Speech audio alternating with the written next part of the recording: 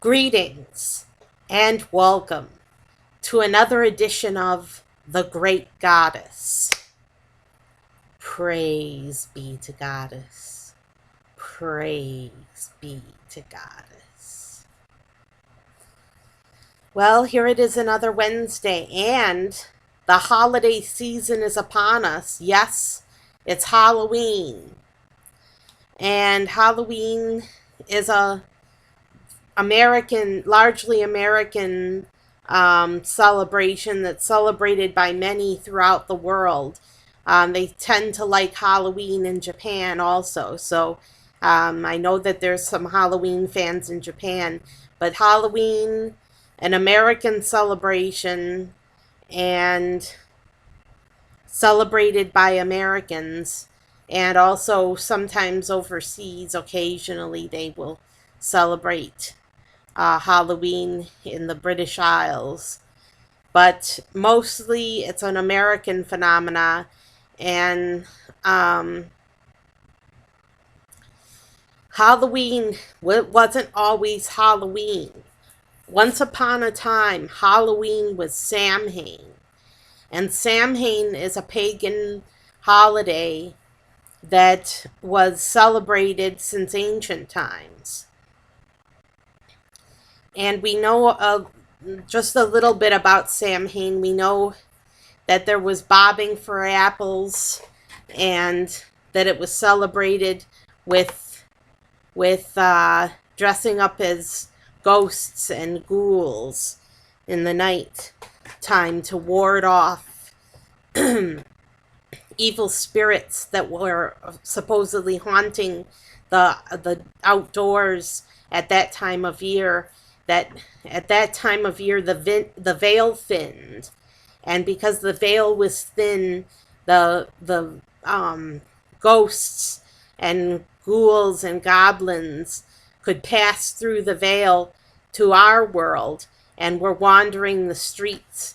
So they dressed up as at least the children did, dressed up as ghosts and goblins to ward off the night prowlers that would mistake them for one of their own and not bother them. So that's a little background on Samhain. But Samhain is an older religion. It's part of the older religion. Samhain is a holiday that was celebrated as the second half of the year. The year was divided into two halves, the winter half and the summer half. And Samhain was the beginning of the winter half of the year. So they would celebrate by making their cattle pass through a flame. They would have a fire on either side, and the cattle would be forced to pass through the flames, and that was to purify the cattle for the coming year, that the cattle were purified and the flames were purification for the cattle. And they would even have children jump over fires. They would have a little flame or a fire, and children would jump over it to purify themselves for the coming year. Now, I don't promote any of that. I don't say that you should make a fire and pass through the flames, or make your children jump over a fire. I don't suggest that at all. What I do suggest for Samhain is that you honor it as a holiday that honors the dead.